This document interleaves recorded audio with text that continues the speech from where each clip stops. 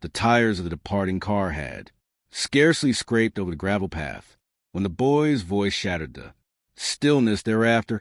My $7 million. You've got to help me. His words emerged, fragile, faltering, as if his vocal cords were relearning their purpose after years of disuse. For 3 long years he hadn't moved, not a twitch of an eyebrow, not a quiver of a fingertip, not a single uneven breath confined to a bed silent, his gaze vacant. He resembled a forgotten toy abandoned to collect dust. Then the family abruptly announced a week-long escape to Hawaii, citing an urgent matter that couldn't wait. They begged me to stay behind to look after Ethan, my wife's nephew. You're the reliable one. They insisted he feels safe with you. No one thought I'd agree, but I did without hesitation or complaint. The instant their car disappeared down the hill, the boy who'd been as still as a corpse rose from his bed. I stood rooted to the spot, watching as he took unsteady steps like someone rousing from a deep, unnatural slumber. I thought my mind was playing tricks until his eyes met mine, sharp and intense, and he repeated thereafter, my $7 million caring for Ethan was supposed to be temporary. He'd been silent, trapped in a catatonic state since the car accident that took his parents. The family labeled it grief. I had no cause to question their explanation. These were the same people who laughed warmly at my awkward toast at my wedding, who raised their glasses in my honor, who welcomed me as one of their own. My wife assured me that tending to Ethan was the least we could do, that he was no burden. I installed wheelchair ramps, changed his linens, held his limp hand during thunderstorms. For 3 years, I believed I was aiding a boy lost in sorrow, wiping his face, assuming his blank stare was trapped in unbreakable mourning. But he wasn't lost, he was concealing himself.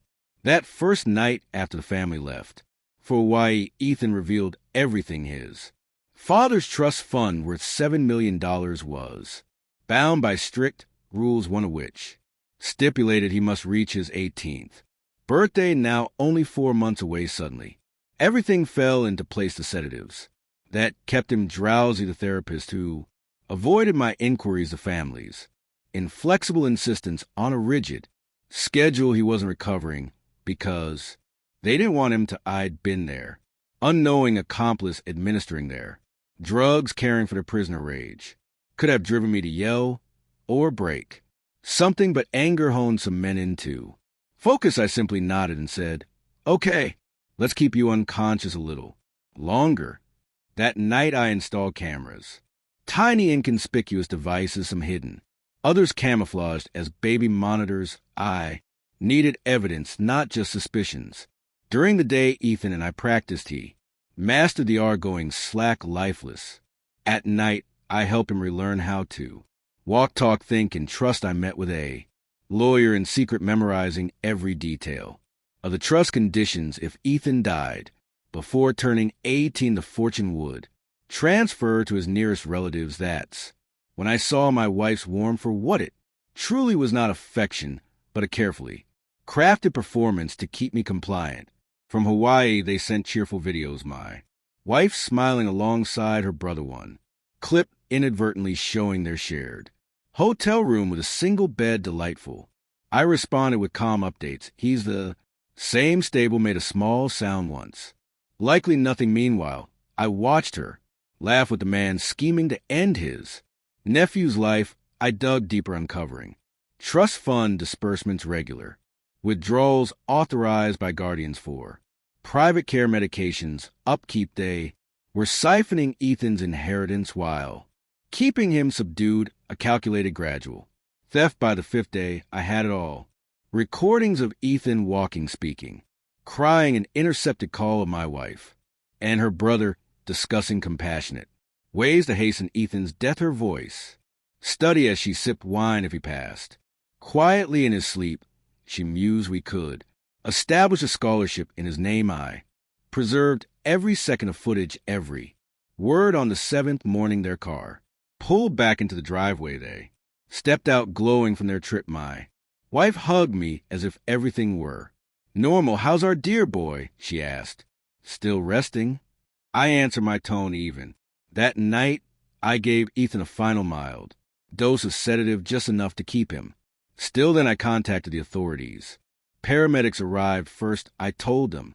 Ethan's breathing seemed irregular. They rushed him to the hospital. I went along.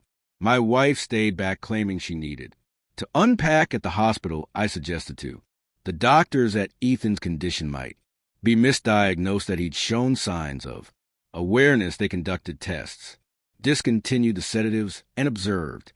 Within 2 days, Ethan spoke in front of 6 medical professionals. They tried to kill me. The fallout was rapid. Police interrogations, frozen bank accounts. Lawyers descending the recordings went to Child Protective Services and the trust attorney. In the courtroom, I sat across from my wife. She avoided my gaze.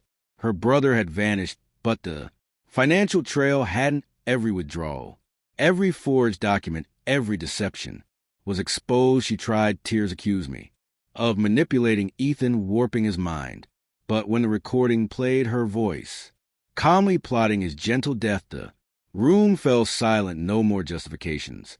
No more she's grieving, just quiet. Then Justice Ethan now resides with a guardian we selected together, someone trustworthy. He'll turn 18, and for weeks, his inheritance protected. I didn't take a penny. I never cared about the money. I wanted them to see me in their final reckoning, to know the man they'd used as a pawn had engineered their downfall. They thought I was merely the caretaker. I was the one who dismantled their world. With a quiet smile,